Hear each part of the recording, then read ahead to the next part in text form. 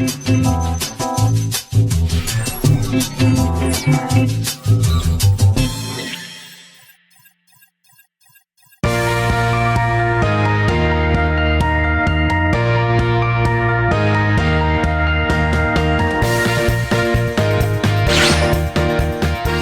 안녕하세요. 저는 한국경제신문 산업부에서 일하고 있는 황정수 기자라고 합니다. 주로 전자기업들, IT 기업들을 취재하고 기사를 쓰고 있습니다.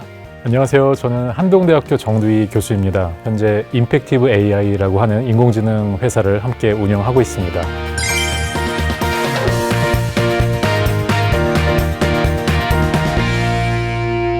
교수님, 오늘 리뷰할 주제는 인공지능인데요. 전문가시다 보니까 많이 아실 것 같은데 인공지능과 관련해서 가장 핫한 이슈가 뭘까요? 지금은 아무래도 그 생성형 AI가 가장 중요한 키워드가 아닐까 생각합니다. 2022년 말에 등장한 챗GPT가 전 세계를 한번 놀라게 했었죠. 시간이 갈수록 이 뜨거움이 식기는커녕 이 생성 AI의 열풍이 점점 더 거세지고 있습니다.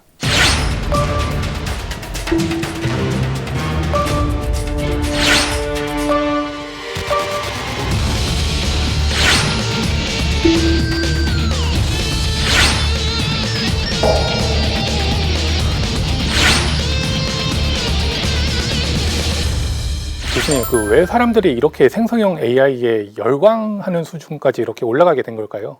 우리나라뿐만 아니라 전 세계가 생성 AI에 주목하는 이유는 이게 생산성 쇼크의 일종이기 때문입니다.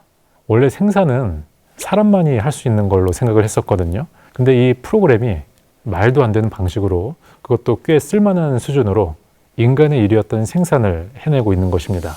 예를 들어서 디자인을 전혀 모르는 일반인이 애플의 자동차를 디자인해서 화제가 되었죠. 그리고 지금 보여드리는 것은 해리포터 바이 발렌시아가라는 제목의 영상인데요. 해리포터 등장인물들이 해외 유명 브랜드 발렌시아가 옷을 입고 모델이 되어서 등장을 합니다.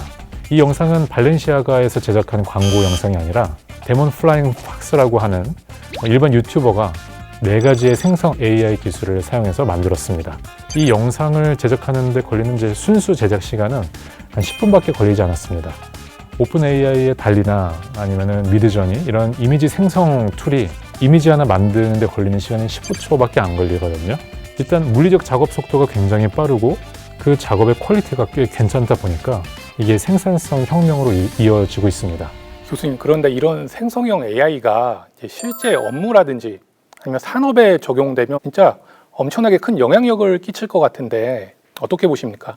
이미 여러 현장에서 생성형 AI를 통해서 이 창조성의 혁명이 일어나고 있습니다. 미드전이나 달리2와 같은 이런 생성형 AI로 이 생산성 혁명을 일으킨 건축사무소도 있습니다. 굉장히 유명한 건축사무소인데요. 자하 하디드라고 하는 곳입니다. 데이터 같은 건 어떻게 수집을 해서 그렇게 결과물로 내놓는지 그런 게 좀 궁금하거든요. 자하 하디드는 그 나름대로 독특한 그 색깔의 디자인 패턴이 있거든요. 근데 이제 기존의 생성 AI 툴을 가지고 와서 자하 하디드의 기존에 만들었던 이 작품들을 추가 학습을 시킨 다음에 자하 하디드의 그 색깔을 반영을 하는 새롭고 혁신적인 디자인을 만들어내는 그런 생성 툴을 이용을 합니다. 현재 자하 하디드가 내놓는 여러 이제 건축 아이디어들의 일부분을 이런 생성 AI를 통해서 만들어내고 있습니다. 그리고 또 미드저니를 통해서 창조성에 대한 어떤 감흥을 요즘 느끼고 있습니다. 왜냐하면 굉장히 흥미롭고 정말 기발한 그런 아이디어들의 디자인들이 굉장히 많이 나오고 있거든요. 그 상추쌈과 드레스가 결합할 수 있을까? 과연 피자가 드레스가 될 수 있을까? 근데 미드저니에서 이제 상추쌈으로 만든 이 드레스 디자인도 나왔고요. 피자를 가지고 아주 그럴듯한 드레스를 또 생성을 해냈거든요. 이런 것들을 보면은 기발하기도 하지만 또 생성된 결과물들의 퀄리티가 굉장히 자연스럽고 품질도 꽤 괜찮다, 이렇게 생각이 듭니다. 그러면 한국의 비빔밥이나 이런 걸 활용해서도 드레스가 나올 수 있겠네요. 비빔밥 드레스 한번 만들어 보면 좋을 것 같습니다. 네, 기대가 됩니다. 교수님, 그런데 한편으로는 좀 걱정되는 점이 있는데 이렇게 되면 디자이너나 건축가 아니면 열심히 뭔가 창조물을 만드시는 분들, 또 저희 기자들도 그런데 사실 좀 위협을 좀 느끼거든요. 최근 할리우드에서 창작자들이 AI가 일자리를 빼앗아간다 이렇게 파업을 했었죠. 또 실제 뭐가 좀 작가들 입장에서 억울하냐면은 일부 제작사들이 AI를 활용해서 대부분 초안을 만든 다음에 그 작가분들한테는 그 낮은 임금을 주고 각색을 맡기는 뭐 이런 사례도 좀 많이 있습니다. 그래서 AI 활용에 대한 사회적 합의가 없다면 이런 윤리적인 문제들이 계속 생길 것 같은데 교수님 좀 어떻게 생각하시나요? 기술은 사람들이 하는 일에 어떻게든 영향을 주거든요. 그러다 보면은 부작용은 발생합니다. 모든 기술들은 그 나름대로의 부작용이 있거든요. 기술의 속도랑 부작용을 막는 사회적인 제도가 만들어지는 속도, 어떤 게 더 빠를까요? 이걸 보면은 기술의 발전 속도가 훨씬 빠릅니다. AI 기술은 굉장히 좀 이제 선도적인 기술이다 보니까 사회적인 어떤 제도라든지 어떤 윤리적인 문제, 또 저작권 문제, 이런 해결해야 될 문제들이 지금 이제 따라오고 있는 중이고요. 이걸 어떻게 해야 될 것인가, 그 방법들은 이제 만들어지고 있는 상황이라고 볼 수 있습니다.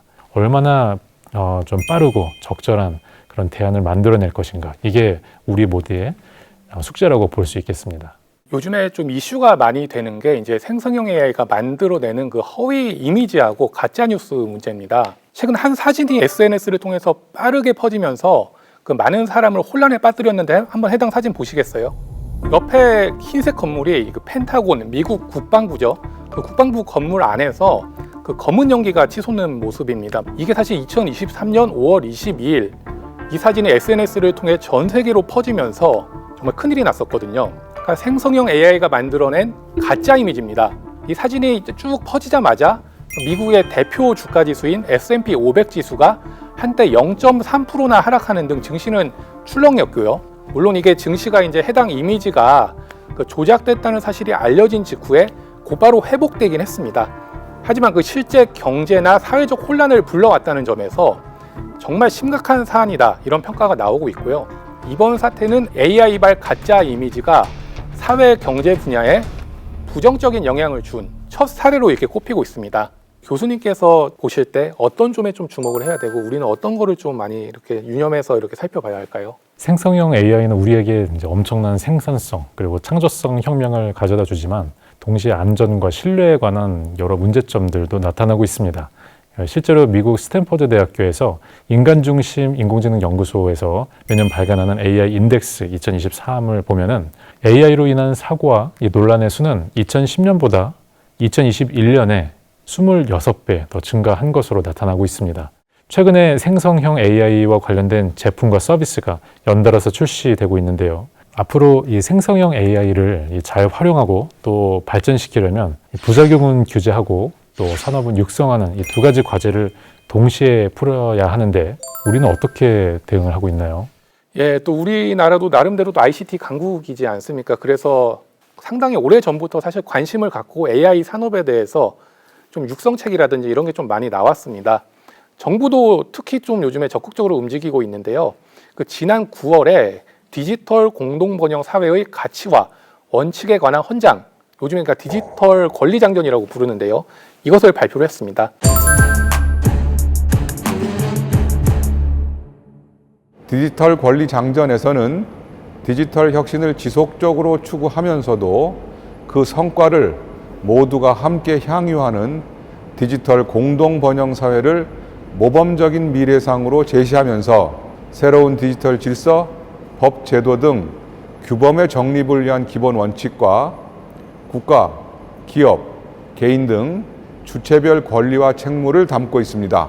정부는 디지털 권리 장전을 기본 방향으로 삼아 새로운 디지털 질서를 지속적으로 정립해 나갈 예정입니다.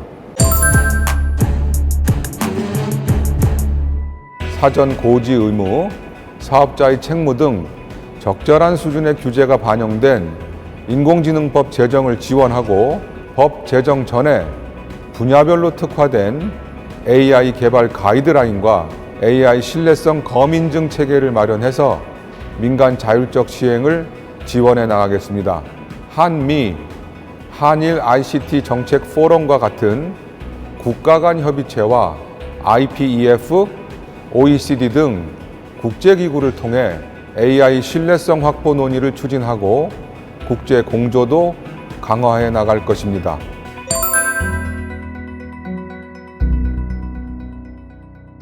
주요 내용을 한번 살펴보니까 가짜뉴스 확산 방지에 대한 기본 원칙, 그다음에 또 글이나 영상, 사진 이런 거를 창조한 사람들, 이런 디지털 자산에 대한 정당한 권리와 또 대가를 인정하겠다 이런 내용이 좀 들어가 있고요. 동시에 또 디지털 혁신을 촉진할 것이다. 규제만 하지 않겠다. 뭐 이런 정책 방향도 담겨 있습니다. 앞으로 AI로 인한 사고와 논란을 예방하기 위한 사회적인 규범의 필요성이 제기되고 있습니다. 이를 아우를 수 있는 적절한 규제, 법안이 잘 마련될 수 있기를 기다려 보겠습니다. 세계는 어떻게 대응하고 있나요? 이게 약간 그 국가마다 조금씩 차이가 있거든요. 이거는 아무래도 이제 그 국가 소속된 기업이 어느 정도 좀 기술 발전 수준을 갖고 있는지, 그다음에 그 국가의 체제가 무엇인지 뭐 이런 거에 따라서 조금씩 갈리는 것 같습니다. 세계 초강대국이죠. ICT 초강대국으로 불리는 미국은 그래도 육성 쪽에 좀 관심이 많고요. 그래서 지난 9월 13일에 척 슈머 그 민주당 상원 원내대표 상당히 높으신 분인데요. 이분이 이제 그 빅테크 CEO들을 불러서 AI 규제에 대해서 일단은 논의를 했습니다. 겉으로 밝히기에는 뭐 규제에 대한 논의라고 밝혔는데 사실은 그 정제된 운동장, 그러니까 기업들이 뛰어놀 수 있는 하지만 룰이 있는 이런 운동장을 마련해서 그 미국 기업들이 글로벌 시장을 선도할 수 있게 하자. 이게 목표였거든요. 조 로프그린 그 민주당 의원, 우리나라로 치면 그 과방위 위원장 같은 분인데요. 이분은 자동차는 브레이크가 있기 때문에 빨리 달릴 수 있다. 저는 그 빨리 달릴 수 있다는 말에 좀 방점을 찍고 싶은데 최소한의 규제는 마련하되 기업들이 열심히 뛰놀 수 있도록 우리가 노력하겠다. 좀 이런 의미로 좀 해석이 되고 있습니다. 아까 되게 그 함축적인 단어를 말씀해 주셔서 공감이 됐던 게 있었는데 정제된 운동장이라고 하는 부분, 이 운동장이라고 하는 게 정제시켜야 할 대상일까라는 생각도 한편으로는 듭니다. 왜냐하면은 운동장이라고 하는 것은 알아서 냅두면은 정제는 알아서 되는 것이고 그리고 운동장에서 이상한 일이 벌어지진 않는 곳이거든요. 정제된 운동장이라고 하는 것 자체가 조금 인위적이고 좀 규제를 주려고 하는 것은 아닌가 이런 생각도 한편으로는 들었거든요. 기자님께서는 어떻게 생각하시나요? 저도 사실 우리 교수님 말씀에 좀 공감을 하는데 사실 그 정부나 이제 그 관 쪽에서 자꾸 이제 규제를 하겠다 이렇게 들이대면은 그 기업가, 그러니까 현장에 계신 분들 입장에서는 뭔가 창의적인 생각을 하고 뭐 서비스를 새로운 걸 개발하기보다는 이 서비스가 과연 규제에 걸리지 않을까? 국민들한테 만약에 의도치 않게 약간의 피해가 갔을 때 엄청난 타격을 받는 게 아닌가? 이런 식으로 좀 많이 좀 걱정을 하게 되더라고요. 많은 분들을 이렇게 만나서 여쭤봤을 때. 그래서 그 정제라는 표현의 방점을 찍기보다는 운동장, 자유롭게 뛰어놀 수 있게 기업들을 이렇게 기회를 주고 정부는 최소한의 자율 교실을 준 그 초등학교 선생님의 역할, 그러니까 스탠드에서 멀리 이렇게 지켜보는 이 정도 역할이 좀 합당하지 않을까 이런 생각을 하고 있습니다. 그래서 인공지능이 그 개별 기업을 넘어서 군사, 안보와 직결되는 국가 간 패권 경쟁이 사실상 시작이 됐고요. 우리나라도 최소한의 규제는 필요하겠지만 무조건 안 된다가 아니라 가이드를 주는 게 필요하지 않을까. 각국들이 이렇게 많이 이렇게 발의를 하고 있기 때문에 또 사용자 입장에서 또 기업 입장에서 유심히 좀 지켜봐야 될 그런 과제가 아닌가 싶습니다. 네, 오늘 되게 좋은 이야기 많이 나눴는데요. 한 줄로 리뷰를 한번 해주신다면 어떨까요? 그 오늘의 한 줄 리뷰는 행성형 AI는 그 야누스의 얼굴이다로 하겠습니다.